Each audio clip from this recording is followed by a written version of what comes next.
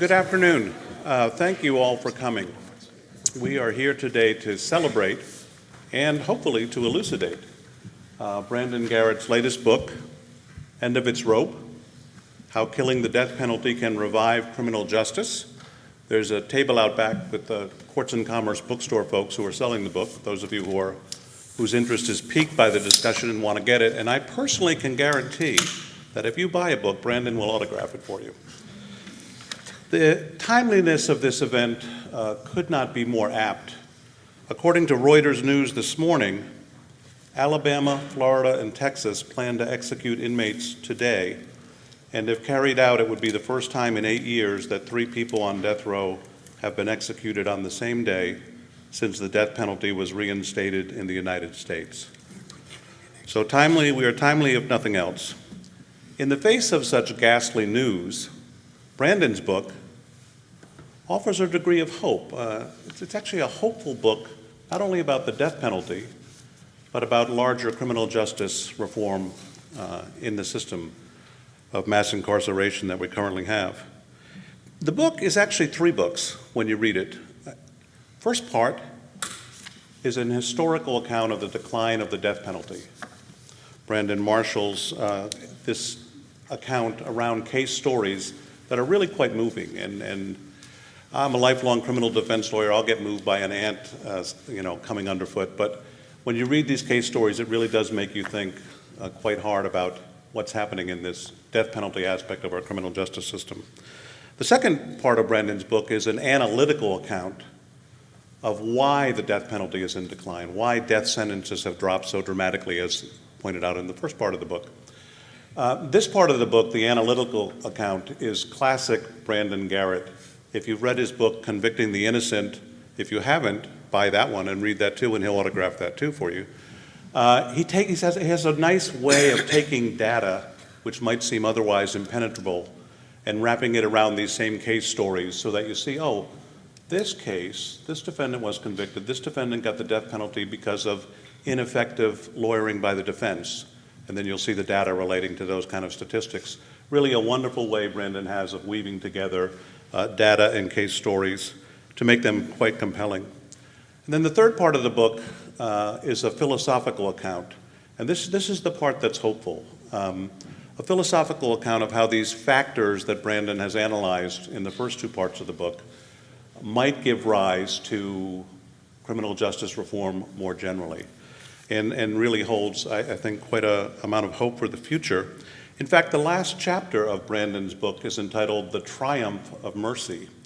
He may be a little ahead of himself. I'm not sure the triumph is right. Maybe the hoped-for triumph, or maybe the expected triumph, or I really hope we triumph, but you get the point. Brandon, following in the footsteps of many great philosophers, including Old Testament prophets, seek justice, but love mercy. That's the theme of the hope. That's the theme of the end of the book. We have a really remarkable panel of experts here today to talk to you about the book, not including me. I'm not one of them. Carol Steiker is the co-director of Harvard Law School's Criminal Justice Policy Program. Evan Mandery, next to her, is the chairperson of the Department of Criminal Justice at the John Jay College of Criminal Justice. Robin Konrad, next in line, is the director of research and special projects at the Death Penalty Information Center. Next to Robin is the man who will represent me if I ever get indicted for a capital murder, David Bruck. He's the director of Washington and Lee University's Death Penalty Defense Clinic. And then down at the end, of course, is our own notorious BLG. We're going to let them speak in the order in which they're sitting, 10 to 15 minutes each. Let them all get through their presentations, and then at the end, I'll come back up and moderate some questions to the panel, and we'll take it from there. Enjoy. We'll get started with Carol Steiker.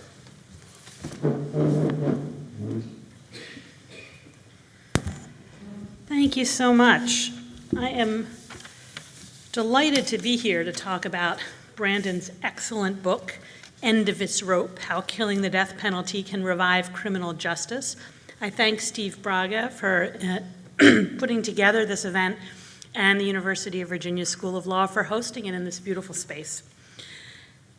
So Brandon's book is carefully researched and engagingly written. It is a timely grappling with what may well be the end of days for the American death penalty. And it talks about how that end, if it comes, may connect with or even catalyze a larger movement to address the pathologies of the broader criminal justice system. This book, Brandon's most recent, reflects the now familiar virtues on display in his other work, especially his willingness to get his hands dirty and dig deep in the data to try to understand at a granular and empirical level the what and the why of things.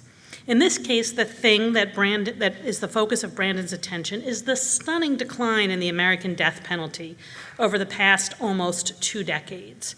Starting in 2000, the death penalty has essentially been in free fall, whether one counts by death sentences, which are down around 90% from their 1996 high, or by executions, which are down by about 80% from their 1999 high, or by states authorizing the death penalty, which has declined from 38 to 31 states in that same period. This precipitous fall follows an almost equally precipitous rise after the Supreme Court's temporary abolition and reinstatement of the death penalty in 1972 and 1976, respectively.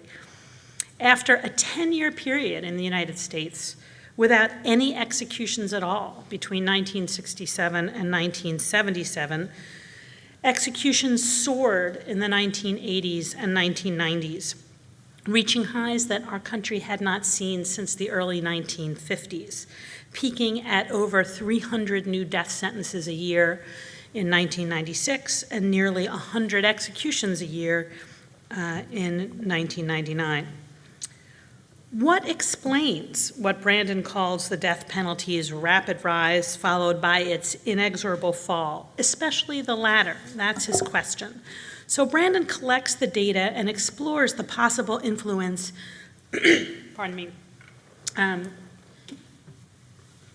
of many suspects in the great death penalty decline, such as the innocence revolution, the decline of crime, especially homicide rates, the rise of life without parole sentences, and the improvement in defense lawyering in capital cases. I'm going to use my time to highlight several of Brandon's findings and conclusions, both to underscore some and to raise questions about others for further discussion and debate.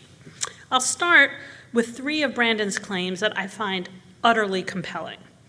First, one of the most persuasive of Brandon's empirical findings is the power of improved defense lawyering in explaining the great death penalty decline, as measured by the availability of statewide capital defense resources and assistance in support of the kind of team defense that is most often successful in capital cases. The empirical work that Brandon undertook, along with law student Ankur Desai and research librarian Alexander Jacobo, shows a strong correlation between these statewide institutional supports and the decline of the death penalty. In contrast, states that rely on locally appointed lawyers without centralized standards and resources are less likely to see such strong declines. Now, the ABA has long advocated in its published standards for capital defense lawyers exactly the kind of resources and structure at the state level that Brandon studies. And every capital defense lawyer I know has also insisted on the importance of sort of state-level institutions and support in achieving success in capital litigation. In fact, my brother Jordan Steiker and I, who write together and also litigate and work on law reform projects together on the death penalty, have written about precisely this. But Brandon's is the first empirical evidence that I know of to support what has been the received wisdom about statewide institutions and resources. Now, this is very important even when studies confirm received wisdom, because it often turns out that what everyone knows just turns out to be wrong. Second, Brandon's empirical work educated me about a change in the locus of death penalty activity that had not really made it onto my radar. In the death penalty's heyday in the 80s and 90s, rural counties were much more likely to produce death sentences than urban ones.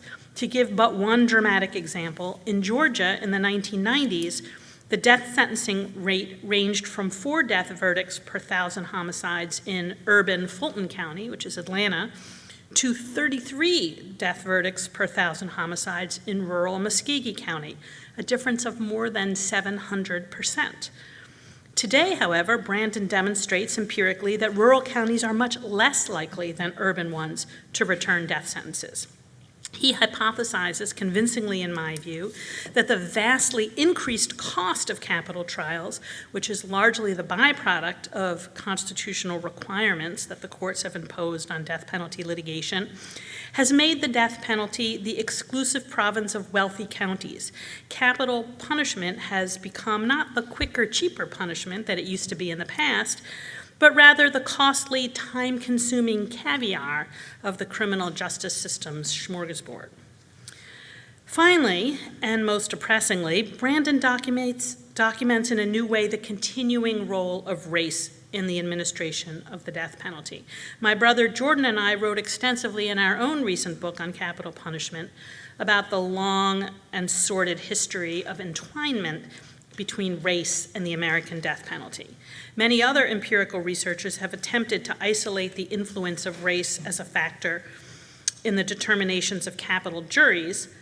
Brandon focused on yet another confluence, the association between continued use of the death penalty at the county level and large Black populations coupled with a higher percentage of white victims of homicide. However, it just wouldn't be a fun book talk if I only underscored the ways in which I agree with Brandon's findings and arguments. So I want to present 3 ways in which I disagree, at least to some extent, with Brandon's findings and arguments. First, and most narrowly, I would quibble with Brandon's claim that there does not appear to be a strong correlation between the rise of the availability of life without parole sentences and the fall of the death penalty.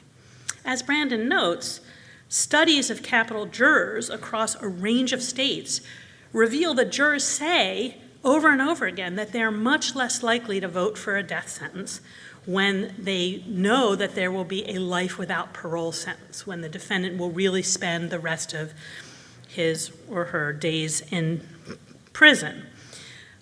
But Brandon's study, which looks at whether death penalty declines are correlated with legislative adoption of LWOP, finds only a very weak correlation. He thus concludes that the rise of LWOP, that's what we in the biz call it, quote, is clearly not the only or even an important driver of the death penalty decline. But I think Brandon's study may understate the impact of LWOP sentences because it's pegged to the date of legislative adoption of LWOP rather than to any attempt to measure when jurors became aware that life means life. There are numerous studies that show that many jurors continued to be unaware of what a life sentence really meant, even after the passage of LWOP. Indeed, there's a series of Supreme Court cases in which litigators argued to the court that they should have a right, capital defense lawyers wanted to be able to tell the jurors that a life sentence meant life and that the defendant really wouldn't get out. But the Supreme Court didn't adopt that rule until a South Carolina case called Kelly versus South Carolina. So if you look I had to, this is the only slide, it's your only visual, of all the speakers, that's why I'm first, because I'm the only one with a slide, and I only have one, so enjoy it. But Brandon's book, if you read it, you'll see it's full of charts and graphs, so I just felt like I had to use one. So I'm using South Carolina as an example. South Carolina adopted LWOP in 1995. And you'll see there was a drop in 1995 in death sentences, but then there were a couple of peaks after that. If you were measuring if you were trying to see whether there was a correlation between the adoption of LWOP and the decline of the death penalty, you might find that there wasn't because it didn't drop for a little while. But what was the date of the Supreme Court case, Kelly versus South Carolina, that said that defense lawyers have a right to tell jurors that life means life? It was 2002. Now look at the decline. From 2002 on, the death penalty does its big, sharp drop. So I wonder, that's just one way to measure whether jurors knew about it. So I think a study that's pegged merely to the passage of LWOP is unlikely to be reflective of what jurors actually think and know, and therefore may well understate the importance of LWOP in powering this decline. Now, second, and more broadly, I wish I could say otherwise, but as Steve indicated, the triumph of mercy, I'm less convinced that we have already won the death penalty war, that the people have spoken, as Brandon would have it. Yes, there's been a stunning nearly 2-decade fall in capital punishment in the US by any measure, but the year 2016 saw a Nebraska referendum that reinstated the death penalty in that state by a substantial margin to override a legislative abolition, the defeat of a California proposition to end the death penalty, also by referendum, and the passage of a ballot measure in Oklahoma protecting the death penalty against constitutional abolition by the Oklahoma courts. And 2017 saw a national uptick in both death sentences and executions, as well as some substantial activity toward reinstatement in New Mexico and Delaware, which were two of the recent abolitionist states, and along with Iowa. Not to mention a new federal government administration strongly supportive of capital punishment. And Steve, you stole my thunder. I was going to point out that tonight, 3 people are sentenced to be executed for the first time. The news report that I read said it was the first time since 1999. So you said 8 years. Writer said 8 years. Yeah, you got the chart. I got the news. Yeah. Well, whatever. It's a moment. So it suggests that the death penalty is withering on the vine narrative, or even the death penalty, we should work toward the death penalty withering on the vine as a strategy, seems to me more of a tenuous and reversible narrative or strategy than Brandon suggests. My brother Jordan and I argue in our own book that federal constitutional abolition is the only plausible and sustainable way to achieve nationwide abolition. The federal Constitution could play the role in preventing backsliding from abolition that the EU currently plays in Europe. Inclusion in the European Economic Union requires all member states to adopt Protocol 6 of the European Convention on Human Rights, and therefore not to have the death penalty except in wartime. Poland, it's like the Alabama of the European Union, has often been tempted to bring back the death penalty, but leaders have explicitly said, we'd love to bring back the death penalty, but we'd have to leave the European Economic Union, so we won't. So I think federal constitutional abolition is a better strategy, and also I think a more likely path to a true end to the American death penalty. Finally, third, and most broadly, I'm also less optimistic that the end of the death penalty will prove to be an unmitigated boon for the larger movement to address mass incarceration and other injustices in the broader criminal justice system. One reason that I'm more skeptical is the abolition of capital punishment would also eliminate the powerful spotlight that capital cases shine on the workings of the criminal justice system. The severity and irrevocability of death naturally evokes heightened concerns about the possibility of unfairness and miscarriages of justice in capital cases. Combine those concerns with the high drama of capital cases, from initial crime reporting through trial and execution, and the result is public and media attention to problems in the criminal justice system that might otherwise fly below the radar of public attention. Courts, too, currently give disproportionate consideration to generally applicable legal issues in the context of capital cases, issues that might not otherwise make it onto discretionary cert dockets in non-capital contexts. Thus, far from catalyzing reform of the non-capital criminal justice system, the end of the death penalty might simply make reform seem less necessary and injustices less dramatic and disturbing. Indeed, I'd go so far to say, in fact, I think I did say this in my book, that criminal justice reformers might actually have some reason to mourn the loss of the death penalty's compelling power to command the bright spotlight of public attention. And in addition, and in conclusion, this is my last point, addressing the problems of the death penalty is relatively easy. Just end it. But no one seriously suggests that we can do the same with the entire criminal justice system. It's the difference between dealing with stopping smoking and dieting. With smoking, you can just kick the habit, cold turkey. But with dieting, you still need to eat. And that raises all kinds of questions about how much food and what kind. Incarceration, it's more like food. Every society needs some level of imprisonment to deter crime and incapacitate dangerous offenders. And there remains wide disagreement about what is a healthy diet of incarceration or what our goal weight should be. I would love to think, as Brandon does, that the end of the death penalty would catalyze improvements in the broader criminal justice system, but I'm not so sure.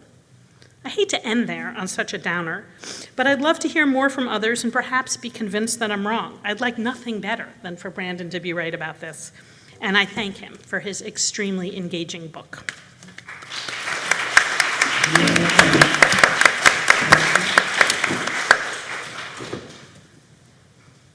It's okay.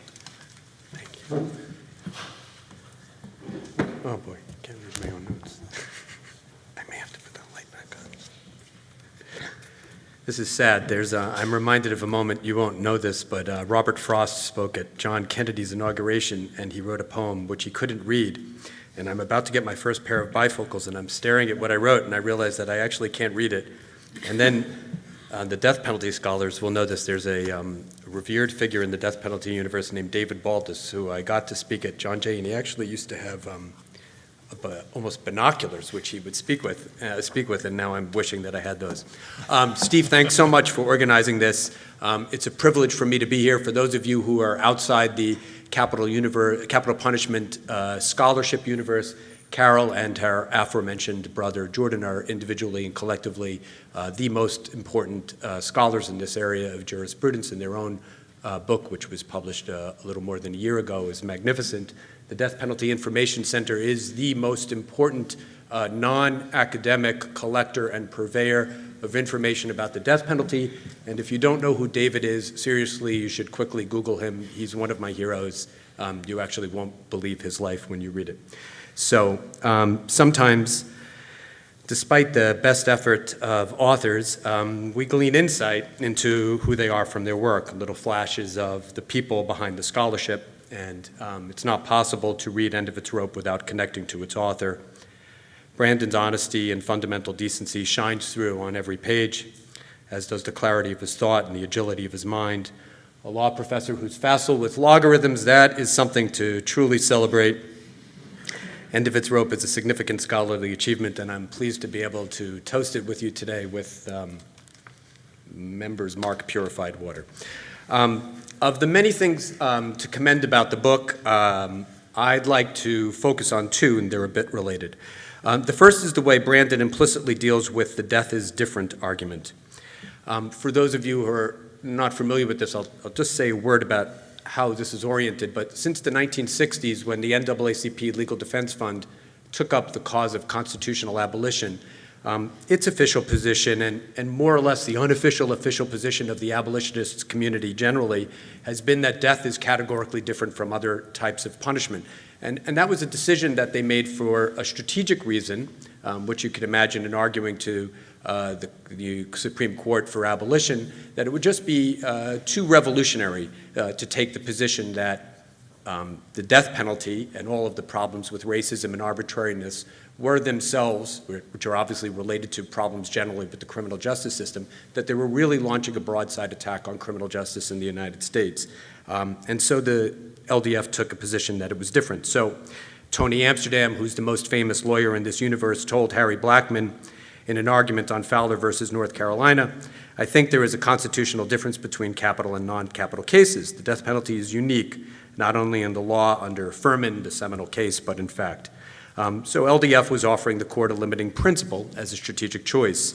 Another famous death penalty lawyer, Michael Meltzner, wrote, "As difficult as would be a decision that flew in the face of popular hostility to abolition, the fallout would be small in comparison with the vituperative response to a decision that undermined the sense of safety conveyed by the entire criminal law," what Carol was alluding to earlier. Even in McCluskey versus Kemp, the case in which LDF squarely tried to get the court to reconcile with racism in capital sentencing, LDF stuck to the death is different limiting principle. But would any of us really think that justice had been done if Furman had stuck, but the issues that concerned the court there had never been redressed in the criminal justice system writ large? Do we really think that those problems rise to a constitutional dimension in the context of the death penalty, but not with finite punishments? As Brandon shows, the problems that infect capital sentencing infect the entire criminal justice system: racism, the arbitrary exercise of power by rogue prosecutors, unreliable evidence, the poor mental health of defendants, bad lawyering. In some cases, the problems are significantly more acute outside of the death penalty context. If we know of a commonsensical ameliorative measure, such as videotaping of confessions or defense teams, doesn't a defendant facing a life sentence have an equal claim on its protection as someone facing the death penalty? For too long, our abolitionists, liberals' answer has been that death is different and to leave it at that, rather than to deal with the full implications of the problems the abolitionist community has identified. And is death truly different in kind? It's true we can't restore an executed person to life, but is there any sense in which we can make whole a person who has wrongfully spent 20 or 30 years in prison? Those are irreversible sentences too, I think. Brandon's honesty compels him to reject the death is different argument. He calls the push to broaden LWOP sentencing a devil's pact, which it is, and he demands that we treat the death penalty as a lens through which to view the problems with criminal justice writ large, rather than an outlier to be dealt with as an idiosyncrasy or an artifact. We all know that the death penalty is one symptom of a systemic wasting disease. Consciously or unconsciously, consciously I think, and this is what I want to say, my conceptualization of what Brandon's trying to do, is he's trying to begin a new conversation about the death penalty. And being here at University of Virginia, I can't help but think about with whom we communicate and exactly what we're trying to do. This is very pleasant. Some of us speak on panels, and we almost always speak to audiences and colleagues who are like-minded. As a teacher, I would be delighted if one of you came and stood up and spoke very passionately in favor of capital punishment. It is statistically almost certain that none of you will actually think that or feel empowered enough to do that if you do. But it would be great from a classroom standpoint, the more diversity of opinion that we have, the better. But most often, I mean, when you talk about echo chambers in the United States, there probably is no echo chamber so resonant as the academic community. We all agree about the death penalty, and whatever nitpick she just picked with Brandon's argument, you can sense that they're on the same general page in terms of sentiment and where they think that things should go. So we all agree, and this is probably true of other issues, the death penalty is like global warming. In the academic community, the debate is entirely settled. The death penalty as practiced in the United States doesn't accomplish anything. We could sit in a class, and we might, and debate whether the death penalty might be deserved for Hitler, the most heinous of genocidal maniacs, where we're completely certain about guilt. But as a practical matter, right, that has nothing to do with the death penalty as practiced regularly. There's nothing left to discuss. I don't think a serious legal scholar would dispute even one of Brandon's central premises, nor would any serious criminologist dispute Brandon's claims regarding prisonization and reentry. And what I just want to take 3 minutes to ask you about is how we begin to communicate this to the outside world, because I think Brandon is sort of suggesting that we begin to do something differently. So I said a moment ago that being at UVA makes me think to begin about how we reassess our own project. I don't know if any of you have ever read or taken a class with your colleague Jonathan Haidt, whose book, The Righteous Mind, and when I went through my list of books to try to understand what was happening in America post-election, this was the one that did more for me and changed my thinking about the world than any other. Haidt says that there basically are 5 or possibly 6 foundations that inform our moral intuition. One is care and harm, the other is fairness and cheating, the third is loyalty and betrayal, the fourth is authority and subversion, the fifth is sanctity and degradation, and the sixth is liberty, freedom from oppression. And when Steve opened his comments by saying, hey, I can empathize with anything, I worry about the ant underfoot, I sat there and I think to myself, my little daughter is in the back, she knows it, we've worried about those ants, right? And I actually can get really upset thinking about the ants. And the truth is, and I don't assert this as a value judgment, that there are, when you divide the country, you divide people in many different ways, left and right in the United States, actually, they're different. That empathy, that instinctual empathy you have is actually, he would argue, almost a genetically programmed difference that you have. So it is true that liberals care more about care and fairness. But it is not fair to say, and not true to say, that conservatives don't care about those things. The fact is that conservatives care about all 5 or 6 of those moral foundations. They weight them a little bit differently than we do, and it makes these conversations very difficult. I think Haidt's work has strategic implications for criminal justice reformers and really shows another angle on the value of Brandon's work. So, for example, 3 strikes laws, if you don't like them, right, and you're on the left, probably one of the things that strikes you as just sort of superficially silly about them is how dogmatic and rule-based they are. And they seem sort of silly to me, too. And many of us would feel the same way about mandatory sentencing or effectively mandatory death sentencing. But that's because obedience to authority doesn't register with our intuition.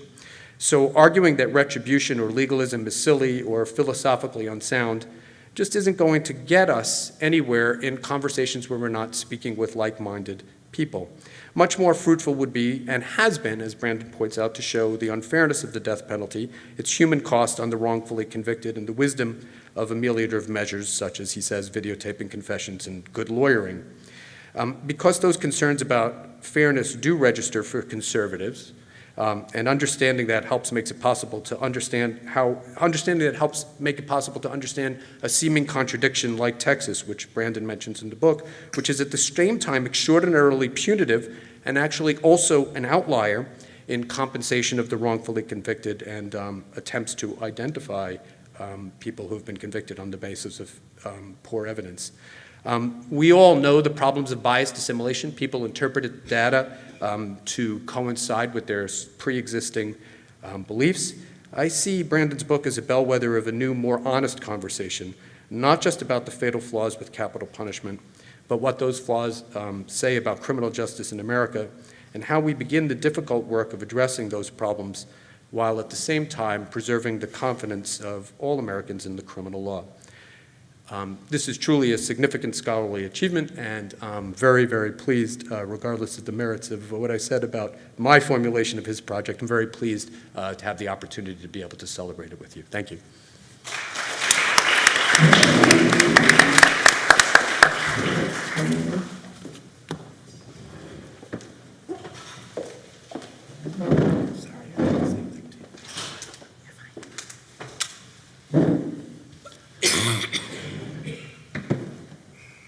Hello, thank you so much for having me. It is an honor and a privilege to be here amongst great scholars. I am not an academic. I work at the Death Penalty Information Center, and I'm a rule follower, and Steve asked to give a little bit of our background before we speak. So just by way of introduction, I've been with the Death Penalty Information Center for a year and a half as their Director of Research and Special Projects. Before that, I was a capital litigator, and I represented people who were facing the death penalty in their final federal habeas appeals and did a lot of litigation during execution warrant-related litigation. So what I'm focusing on today with regard to Brandon's book is specifically the discussion of the execution decline. And, you know, because the Death Penalty Information Center is a fact-based center, I did a quick look on our website. We did an analysis to see when the last time that 3 executions were in fact carried out on a single day, and it was January 7th, 2010, Louisiana, Ohio, and Texas. So right now, I'm talking about the execution decline, which is a bit ironic since we're having 3 executions scheduled tonight, although one of them hopefully will have a stay, a commutation, because the governor has a recommendation for clemency in front of him right now. So before I start talking about the execution decline and the chapter regarding how executions have in fact declined, I want everybody in the room to understand that the majority of death sentences do not result in executions. And this is something that Brandon points out in the book. But let me say that again. The majority of death sentences do not result in executions. So over the period of 40 years between 1973 and 2013, the death sentences that were imposed, only 16% resulted in executions. 40% of those were reversed on appeal. Nearly 400 prisoners had their sentences commuted, and over 150 people were exonerated. So it's important to let that sink in and see how many people have been exonerated off of death row. And what that means is an exoneration is a finding that you are not guilty of the crime for which you were convicted and sentenced to death.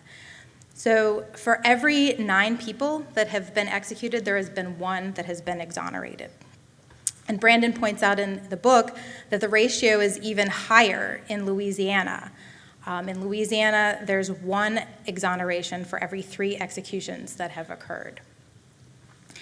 And innocence is a big issue, and it's an issue that comes up all the time when we're talking about the death penalty. And the question arises, have we executed an innocent person? And in his book, Brandon says, absolutely, we have. And that's a question that we get a lot at the Death Penalty Information Center. And in the modern era of the death penalty, there has been no court finding that somebody who has been executed has been found innocent. But there have been numerous cases and studies that have been done posthumously to demonstrate that we have, in the United States, in fact, executed innocent people. So let's talk about the reality of executions when and if they occur. As Carol mentioned, there was a peak in executions in 1999. The United States saw the highest number of executions during the modern era of the death penalty.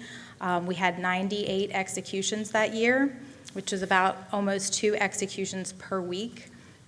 But since then, we've seen a fairly steady decline with, in 2009, we had 52 executions. Just last year, that number was less than half at 23. There's a few things that Brandon looks at when looking at the execution decline. And one of the things that is important to look at is geography. Geography is important to look at generally when we're talking about the death penalty and what it means today. But fewer states are carrying out executions. So 31 states have the death penalty. Of those 31 states, 11, or 35%, have not carried out an execution in at least 10 years. So there's 35% of states that say they have the death penalty, but they're not actually executing. And 16 states, or just a little over half, have not carried out an execution in the last 5 years. So the use of the death penalty, in particular with executions, is a very small amount of states that are doing this. So in preparing for this book discussion, I looked at the past 5 years and to see how many executions there have been and what states were carrying them out. So there's been 145 executions over the last 5 years. Over three-fourths of those executions have been carried out by only 4 states: Texas, Florida, Missouri, and Georgia. So they account for the majority of executions that are being carried out. And one of the things that's also important to note, and that Professor Garrett mentions in his book, is that the death penalty, we can't think about the death penalty as the United States has the death penalty, or even a state has the death penalty, but it's so specific by county. And in 2013, before I was with the Death Penalty Information Center, we published a report called the 2% Report. And we looked at everybody who was sentenced to death at that point in time, and also everybody who had been executed at that point in time. And what we found was that over half, so 52% of the executions that had been carried out up until 2013 were carried out by only 2% of the counties. That's why we called the report the 2% Report. And what Brandon notes in the book, and what has been the trend that we've seen, is that a smaller number of counties are the ones that are responsible for the death sentences and executions. But in going along with the theme of the death penalty decline and executions in decline, Harris County, Texas. Harris County, Texas is where Houston is, and it is the county that is the biggest executor of any other county and any other state outside of Texas. So Harris County, Texas, literally has executed more people from that county than any other state besides Texas. But in talking about the decline, we saw for the very first time last year in 2017, Harris County had no new death sentences and had no executions from that county. It did, however, have several Supreme Court cases where death sentences were reversed. One of the other factors that Brandon points out that we cannot get away with when we're talking about the death penalty, and in particular looking at who has been executed, is the race of the victim. So again, I took a look at who's been executed over the last 5 years, and there's been 145 executions, and in only 25 of those cases was there at least one black victim. But in those 25 cases where there's been executions for somebody other than a white victim, there were also 8 cases where there were white victims as well. And Brandon calls this the White Lives Matter effect. We have seen time and time again that studies show that when the victims are white, there's a greater likelihood that somebody will be facing a death sentence. For the first time ever in Florida in 2017, the state executed a white person for the death of a black person. That had never happened in the modern era, and we have the data for the modern era, and I can probably guarantee that it never happened before the death penalty was reinstated in 1976. So in reality, if you get a death sentence, you are most likely not going to get executed. But there have been executions, and there continue to be executions. So I want to talk for a minute about what happens once an execution has been scheduled, and what we've seen, and how it goes with the theme of the decline of executions. So in 2017, states scheduled 81 execution dates. 58 of those dates, over 70%, were never carried out. Now, for the reasons for this, some of them, execution dates get scheduled prematurely. So states will set a date even though the prisoner still has the right to go through additional appeals. Sometimes they get rescheduled. We did see a few commutations last year, but we've also seen stays of executions. And we've seen stays for reasons such as DNA evidence, forensic evidence that's being challenged, competency issues, reasons related to Supreme Court cases that have come down. And although this is a topic that Brandon discusses, we have seen fewer stays related to lethal injection. But we cannot talk about executions and the execution decline and the trends we've seen over the last decade without talking about what's going on regarding lethal injection and what's going on with the death penalty. And Brandon spends some time in the book talking about botched executions and the problems that we've seen with the different drug formulas. So I'm just going to take a few minutes and give some background and try to shed some light on what's going on, big picture with regard to lethal injection. And for those of you who don't follow this, like some of us, probably me and 3 other people know that much about lethal injection. So in 1982, the first lethal injection was carried out in the United States. And it was a drug formula. It was a 3-drug formula. The first drug was a drug called sodium thiopental, and states started using that. And for decades, states used this 3-drug formula. Everybody used it. There were some challenges here and there, but for the most part, that's how we carried out executions. And there were a few challenges, as I said, but it wasn't an issue. They could get the drugs. Those were the drugs they used. And in 2009, there was a manufacturing problem at the plant of the company, Hospira, who manufactured the drug sodium thiopental. So what happened, the company decided to leave the market. It was an older drug. They didn't get a lot of money from this drug. There were new drugs that had replaced it in hospitals, and they didn't want to be involved in supplying drugs to kill people. So this happened, it came to light in 2010 in a case in Ohio, and what ended up happening after this was states were trying to get drugs from other sources, often illegally. You had the states doing one thing. You have pharmaceutical companies who react. They don't want their drugs being used in executions. They put distribution controls in place. So they say, we don't want our salespeople selling to departments of corrections for executions. States are using back channels to get drugs. They're selling, trading with each other, paying for cash. They're going to compounding pharmacies. They're going to anybody who will sell them the drug on the black market. They begin experimenting with new drug formulas. And all this is happening at the same time that prisoners and the public want to know what's going on, and they're hiding it. At the same time, the states also, over the last several years, have been passing secrecy laws.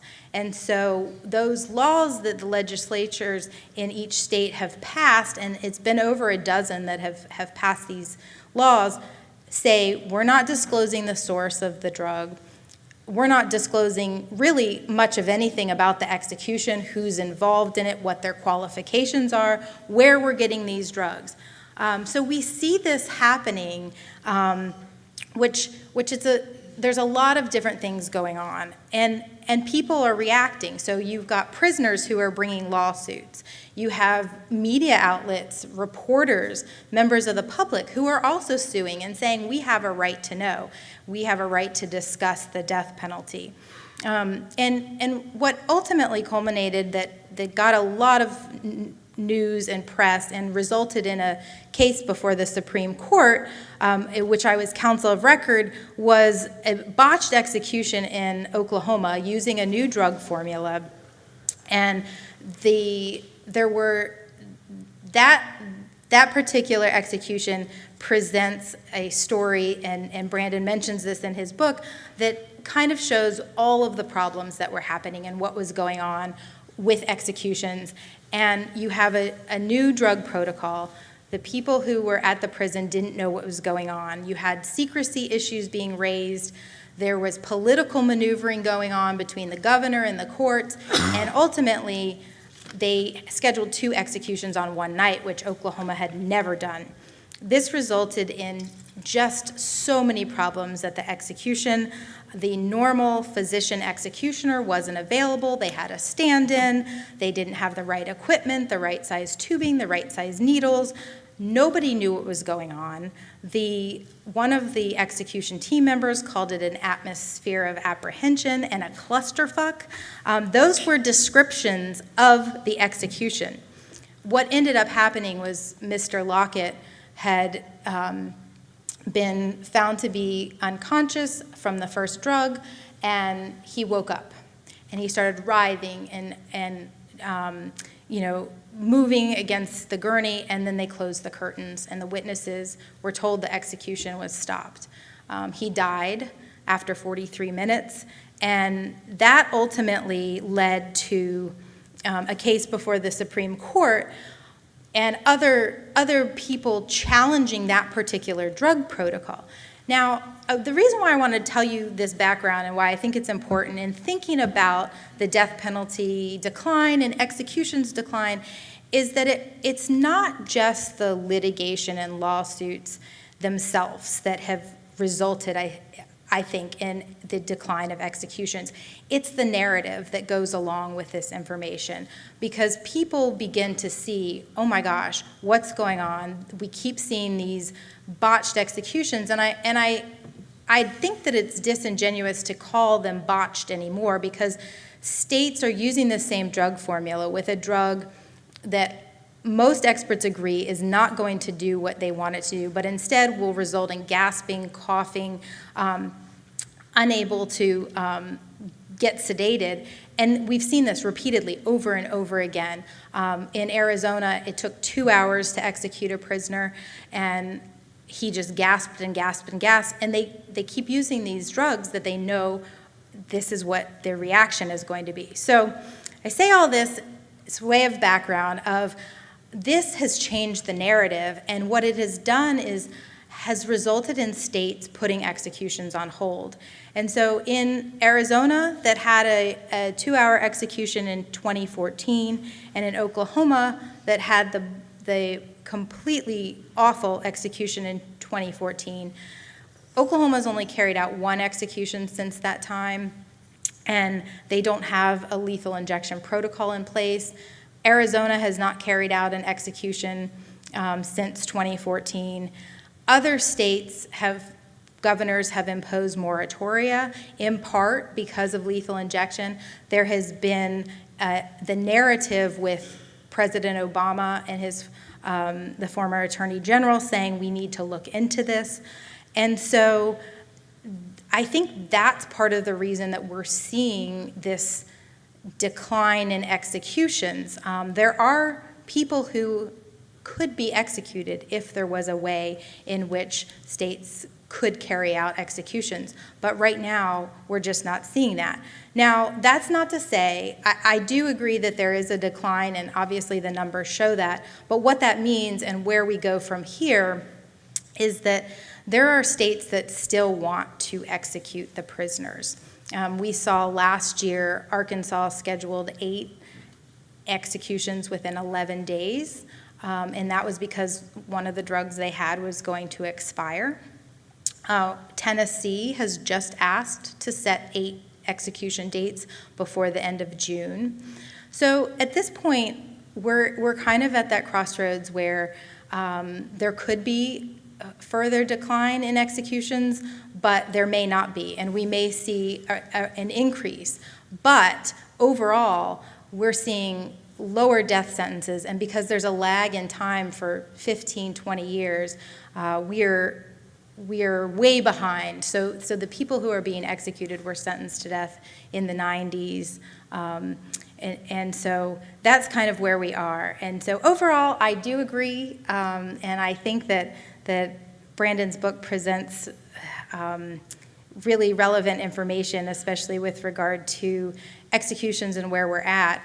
But I remain hopeful, although I do think that we could certainly see an uptick of executions if states figure out how to actually carry out executions.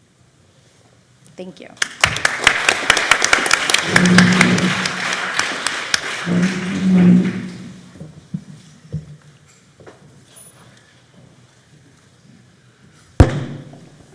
Well, I'd also like to express my appreciation. I'm David Bruck, and I come over here from Washington and Lee and really appreciate this, having this chance to reflect on and talk about Brandon Garrett's wonderful book, which is really, along with everything else he has written, just such a model of engaged scholarship. His work is the antidote to everything that ever gets written about legal academic writing. Really, he asks all the interesting questions.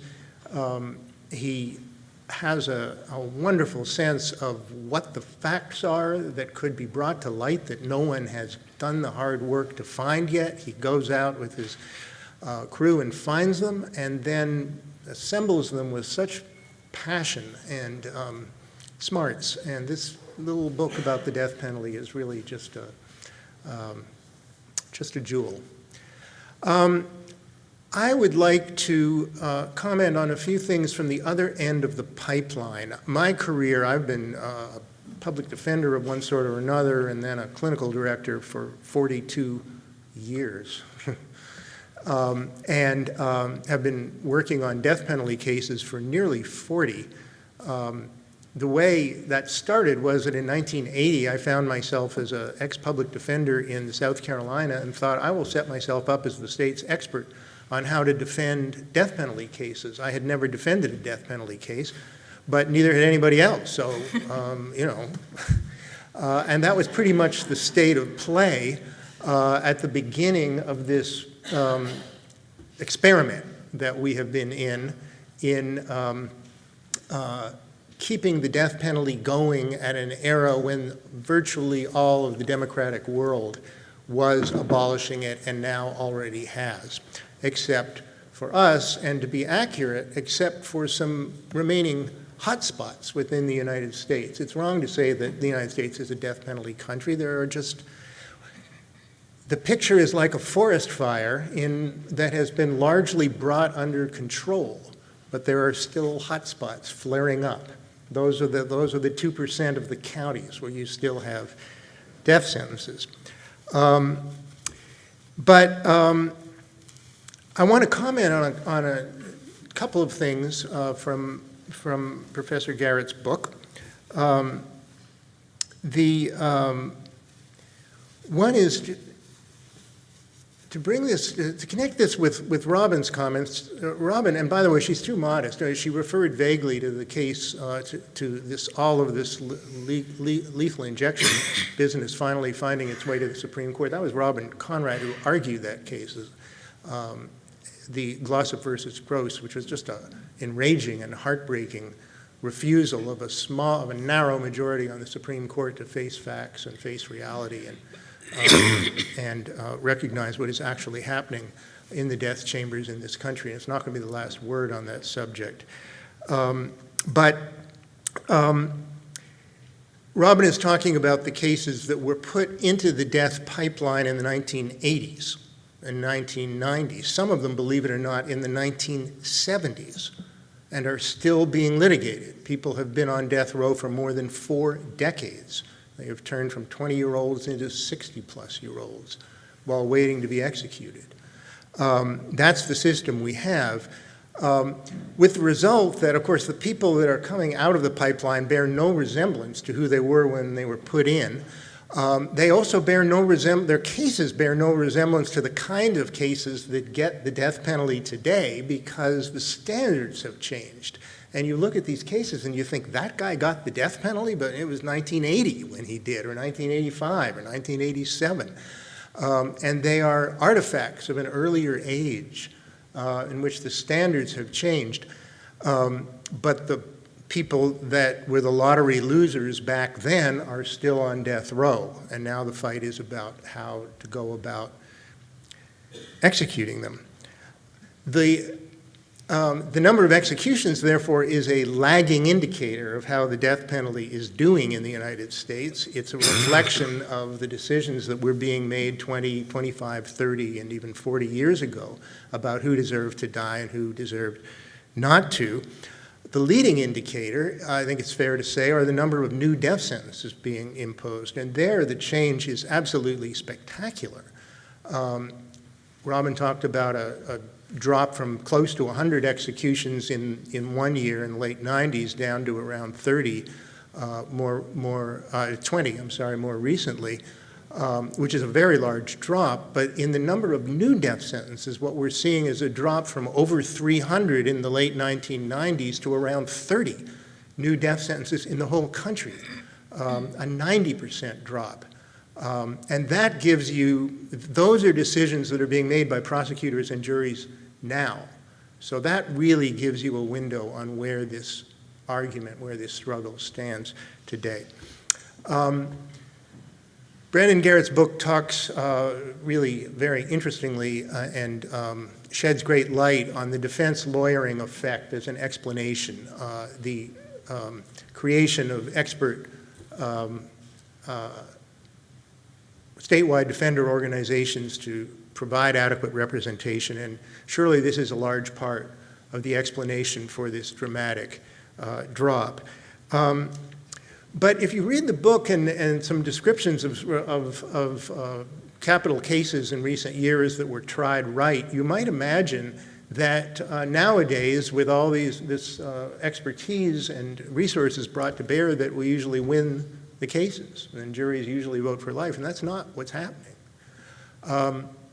We lose more cases than we win today when we go to trial, but that's the thing. We don't go to trial anymore.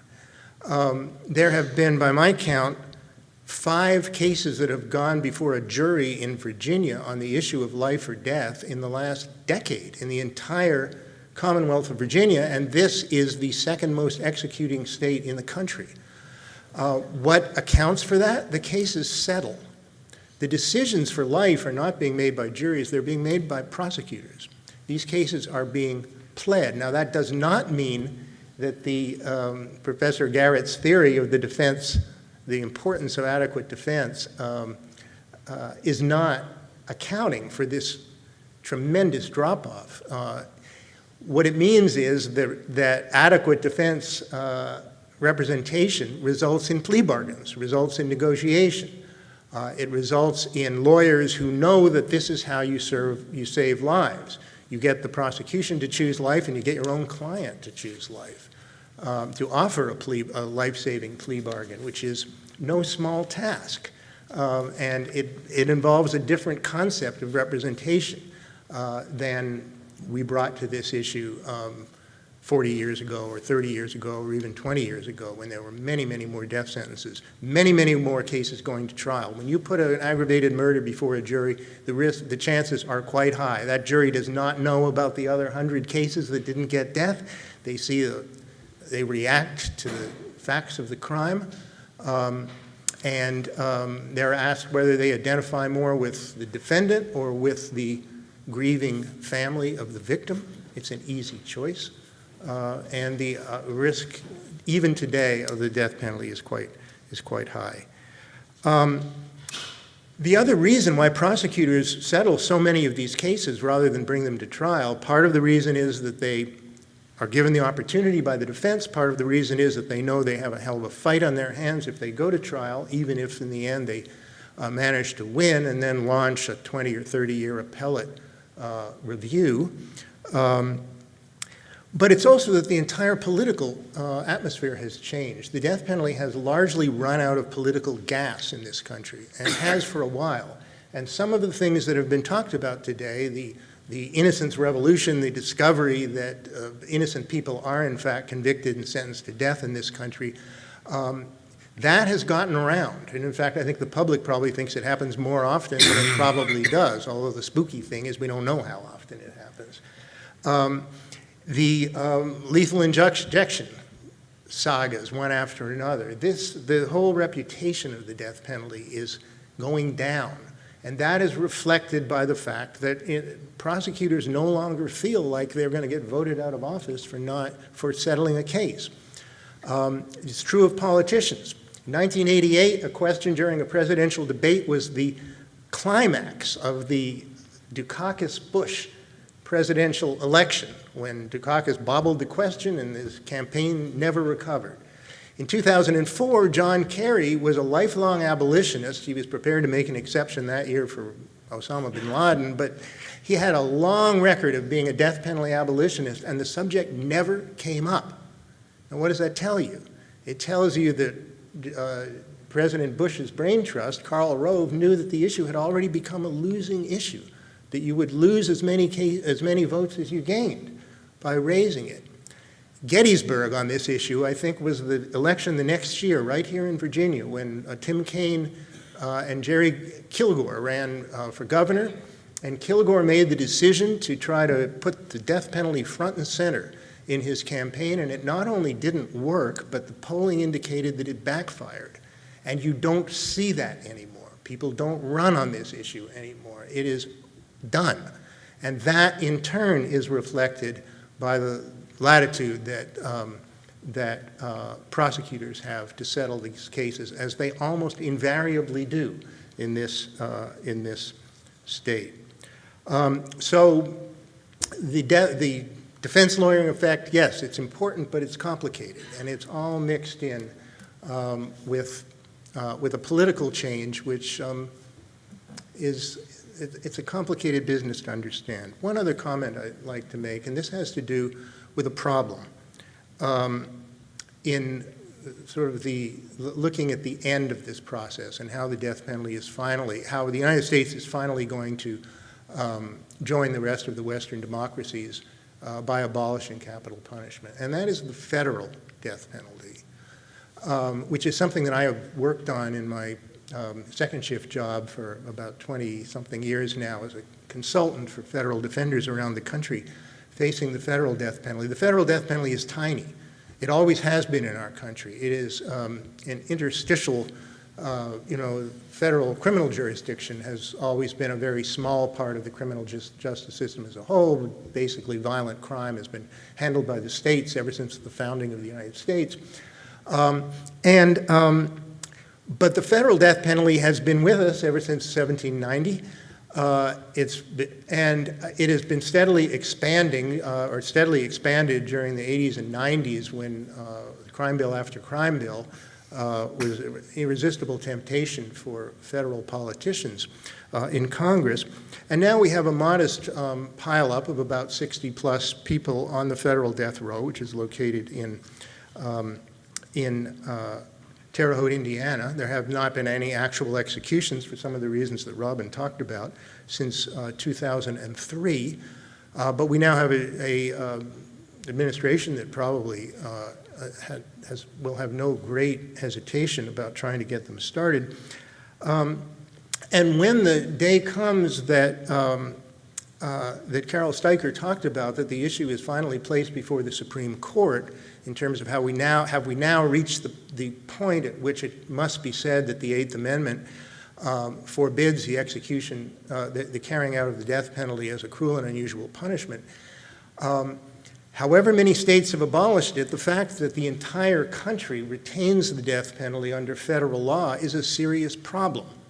Now, the truth is that it is purely symbolic that people vote for the death penalty in Congress. Nobody expects there's going to be any appreciable number of federal executions. It's sort of, what would you do if we ever caught bin Laden? That's the level of deliberation that the federal death penalty is founded on, but try winning that argument. It's not easy. We're finally approaching the time. There was a wonderful book written in 1986 by Frank Zimmering, a brilliant professor, scholar of criminal law at Berkeley, called Capital Punishment and the American Agenda. And he asked the question, why is it that, which now is even a more extraordinary question, why is it that all of the Western democracies have abolished the death penalty except for us? And he pointed out something very, very striking, which is that when each of the Western democracies voted to abolish the death penalty, the public always supported it. It was not a question that the people turned against the death penalty and then the Parliament or the National Assembly or whatever voted to ratify the public judgment. It was the other way around. The public supported the death penalty, but the political leadership stood up and abolished it anyway. And then public opinion followed in behind in the years that followed. It's true in France, it's true in England, it's true in Canada, it's true in Australia, you name it. That's the story. that has happened. And he asks the question, well, why not in the United States? And one hypothesis is that we live in a country where we pass the buck to the courts. In England, in Canada, in France, in Italy, in Germany, everyone who voted in the legislature on this issue knew that if they voted for death, there would be guillotinings, there would be hangings, there would be shootings, because the legislature got the last word. In this country, the last word is handed to the Supreme Court. So politicians can have an easy vote, a symbolic vote.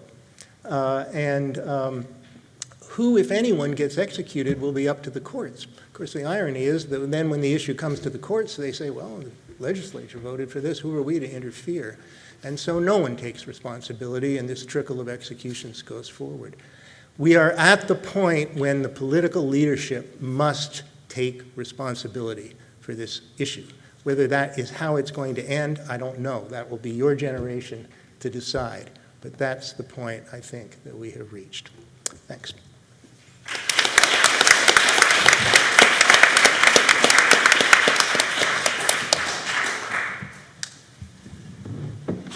So I just want to say a few things. First, thank you so much to our dean for creating these book panels around faculty books and for coming to this event. It's an incredibly special thing and a special honor to have people comment and read on one's book. The really disappointing thing about this event is that we could and should have had each of our panelists give separate presentations to you for multiple hours talking about their work and their careers. And so you just have a taste of people who are all too modest, not just Robin, about their own contributions to the law of the death penalty, to the scholarship surrounding the death penalty. Making this an even more outrageous day for me, Robin invited me to join her for lunch before this panel, and who was there but Joe Giratano, who was sentenced to death in Virginia during the heyday of the death penalty, back when death sentences were regularly imposed, and he was later granted clemency due to evidence of his innocence. But his case kind of exemplifies some of the themes in my book. He himself exemplifies the defense lawyering effect because he's probably the best known and maybe the most talented jailhouse lawyer of all time, who himself brought a case that went to the Supreme Court and made some important changes in the death penalty and also resulted in saving the life of a man named Earl Washington, who was freed by DNA testing. He's the only death row DNA exoneree in Virginia, thanks to Joe Giratano, who is now, having lunch with people in Charlottesville.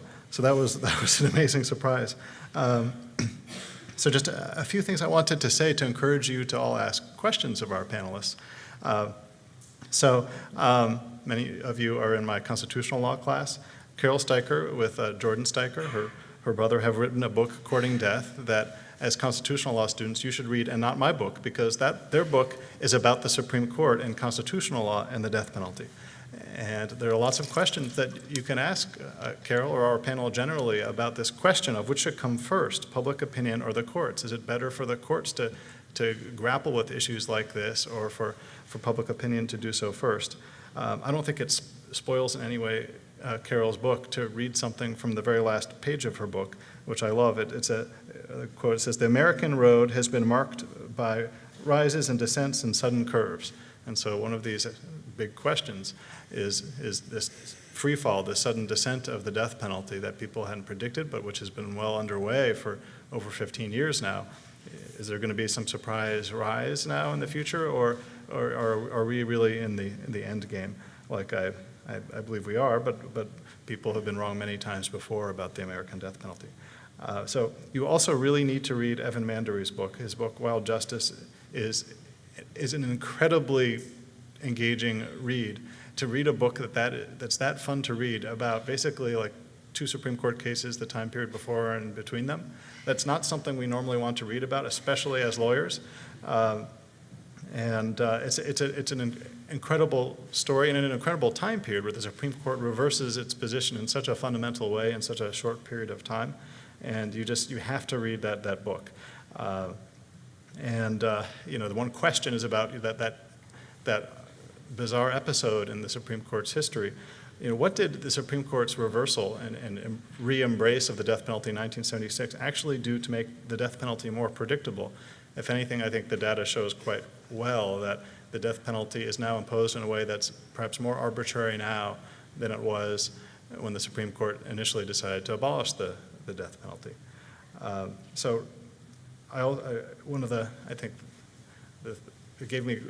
It was a real honor to be able to quote Robin Konrad's oral arguments in the Glossop case in the chapter that she discussed. She gave an incredible speech that changed the way I thought about lethal injection at the invitation of David Bruck and others at Washington and Lee a little over a year ago, and you can read that in Washington and Lee Law Review, telling the saga of her work on that lethal injection case and another one. I strongly encourage you to look at the Death Penalty Information Center DPIC website to just see in a granular way what this data looks like.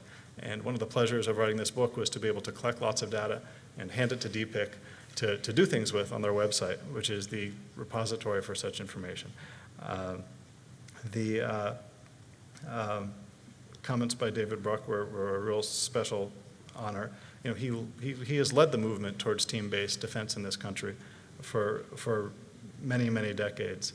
And I don't know if I've ever been as moved just reading and not watching a closing argument as when I read some of the arguments in the Susan Smith case, where he discusses the death sentencing procedure conducted on the Mount of Olives, in which there is to be a stoning of a woman taken in adultery. And Jesus famously says, you know, let those without sin among you be the one to cast the stone first. And he just tells that story in the death sentencing context in a really compelling way to highlight what mercy means. And so I think there really is a question in this country, and in some ways it's a psychological question, as Evan said in his comments. You know, are we in a place in society where death penalty or looking at other punishments, where, you know, we have a record number of LWOP sentences, 10 times more than we ever had death sentences in this country. Are we in a place where people can empathize more with the victims of crimes or with the defendants in criminal cases, or to some degree both? We saw the rise of death sentencing in part because of the ability to empathize with the victims, particularly white victims, in serious murder cases. We've seen a change where the defense has been able to present mental health evidence and humanize people who have committed some of the most serious murders that you could imagine, because most cases there isn't a innocence defense, there is a mental health defense. But the question of whether people can divide their empathies, people who are naturally predisposed to think that they might be the victim of crime and to empathize with victims, can they empathize with defendants too? That's really a challenge in any society. And whether that's shifting slowly and the politics of criminal justice are shifting, I hope that is right. I think there's some real evidence that that's starting to happen in this country, but that's the challenge going forward. So I'll stop there. I hope you have lots of questions. Let me be the gatekeeper for the questions. We have heard a lot from these wonderful speakers. Even when you're old, you learn things when you come to these panels, and I have never heard of the death penalty referred to as the caviar of the criminal justice system, so thank you, Carol, for that. Any questions? If you want to question a particular panelist, let me know.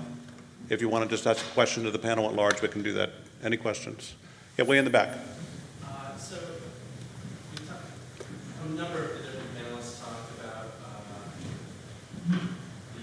both the issue of the innocence aspect of the irrevocability of executing a potentially innocent person, but also this kind of exception making. What if we thought Bin Laden? What about Hitler?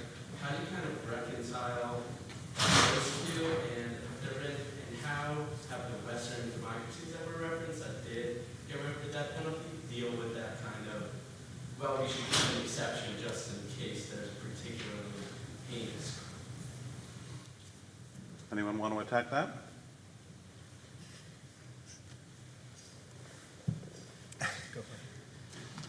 Well, if somebody's going to represent Hitler, it's most likely to be you. So. No, I want to hear what David has to say about the Hitler example. Well, I mean, that, Bin Laden is our Hitler in this country. It's sort of, if we ever got our hands on him, what if they had brought him back?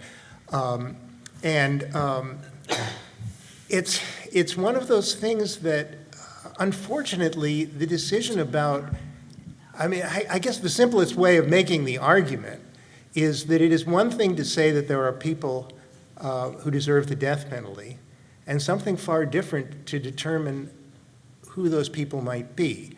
Or to put it more accurately, we can all look out at the world and say, not all, but many of us can think we can say that person deserves to die, but the question about the death penalty is, can we design a system that will accurately identify those people, not pick out anybody else, that is reliable, that won't make mistakes, and that can do all of this at an acceptable cost and in a period of time that is not so long that it defeats the whole process. Now, we have the answer to that question, and it's no. And that's the real policy question, but that's a complicated question, and the question, does that son of a bitch deserve the death penalty, is an easy question. And that is the challenge. This is why this is a challenge to democratic self-government. This is a hard question to think through. That is the way I think that it should be thought through. But good luck having that, having it thought through that way in a political fight. The fortunate thing is that the issue is no longer salient. That is to say, people no longer vote as they once did to some degree on the issue of whether a politician is for or against the death penalty. So I think politicians now have much more freedom than they did to think about the real question. The one I suggest is the only proper one for someone to help, fashioning our laws to ask, rather than, can we pick out, should lightning strike this person? Well, maybe it should, but that's for God to say. Okay, next. Yeah. I have a question for Carol specifically. You claim that you thought that federal abolition would be better than the state by state. Can you speak up a little bit? Sure. You said that you thought that the federal abolition of the death penalty would be more effective than a state by state approach. And I understand that in theory, but I was hoping you could talk about that in practice, with how hard it is to pass a constitutional amendment, with how many states have the death penalty that would need to sign an amendment, or if we were to rely on enacting this Supreme Court, which they tried in the 70s, you saw kind of a backlash against that, and with the court having a conservative lean that it's likely to have for several years, how do you think that's, if it's practical or something that we have to wait on? Well, I think constitutional abolition is the only abolition that's going to really eradicate the death penalty nationwide. Places like Alabama and Texas and Florida, which happen to be the 3 states that are planning to execute people tonight, the death penalty is not going to become permanently abolished. And I do think that we've been on a long trajectory, but I think there's no protection against a kind of backlash against rising homicide rates. Our homicide rates have fallen for a long time, but if history teaches us anything, they go up and they come down, and then they go up again. So I think the only way to have true nationwide abolition is through a constitutional ban. Is a constitutional ban likely in the near future? It's much more doubtful than it would have been had the 2016 national election gone the other way. On the other hand, there's a kind of interesting case, and I don't know if you've been following this, a case that's former acting Solicitor General Neil Katyal, who was acting Solicitor General in the Obama administration, is the lawyer on. It's a global challenge to the death penalty, and cert petition was filed in the Supreme Court, and it's now been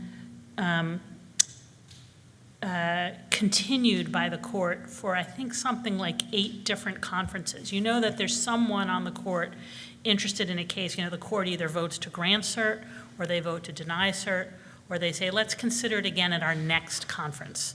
And they considered it again at their next one, and their next one, and their next one, and their next one. I think it's been booted like 8 times already. It's called Hidalgo versus Arizona. There's clearly justices on the court right now who are interested in this, and it could happen. It Breyer and Ginsburg have said that they want to abolish the death penalty. Pretty sure Sotomayor would go along with them. And I'm quite sure if there were a fifth vote, in other words, if Justice Kennedy were willing to do it, Justice Kagan's not going to not, vote with the other guys. So I think the real question then is Justice Kennedy ready to abolish the death penalty before he retires?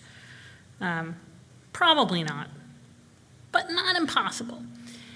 Now, if he retires before the next presidential election, or if something happens to one of the other justices before the next presidential election, yeah, it's like we're talking about your grandchildren who may see the abolition of the death penalty by the Supreme Court. I think it will happen. I do think that that is how the death penalty will die in the U.S. I don't think it's dead yet. I wish that I could agree that the people have spoken, but I think the coup de grace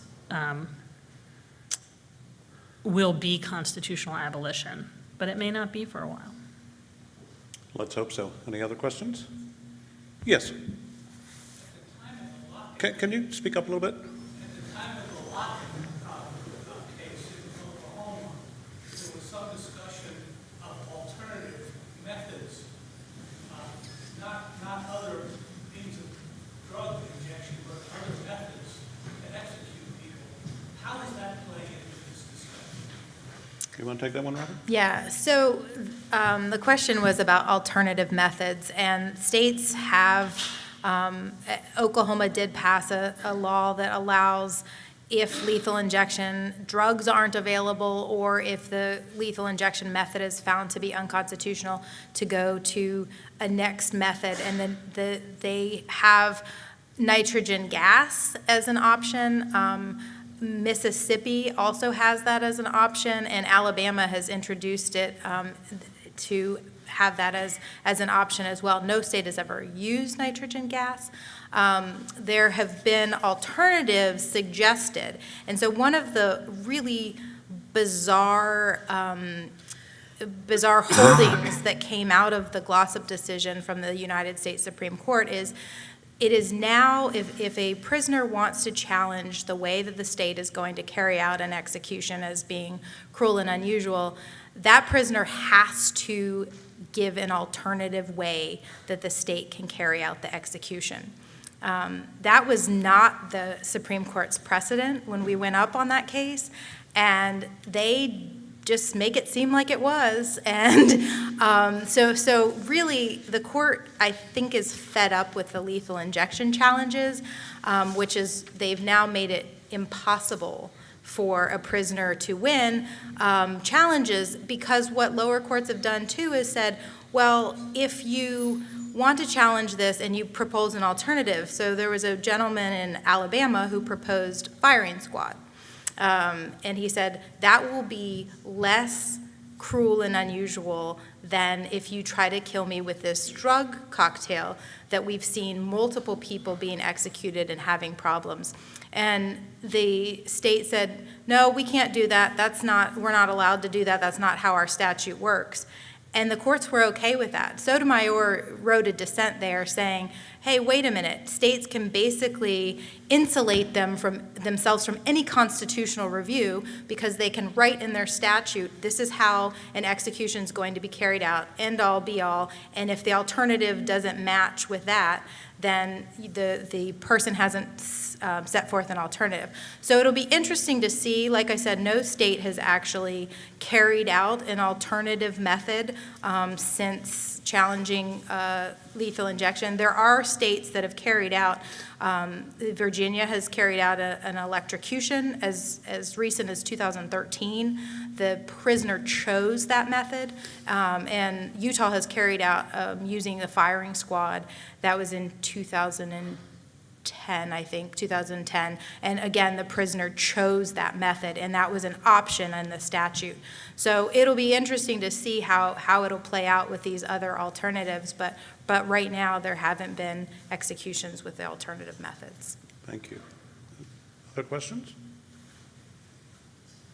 Okay, well, can we give our panelists a good round of applause?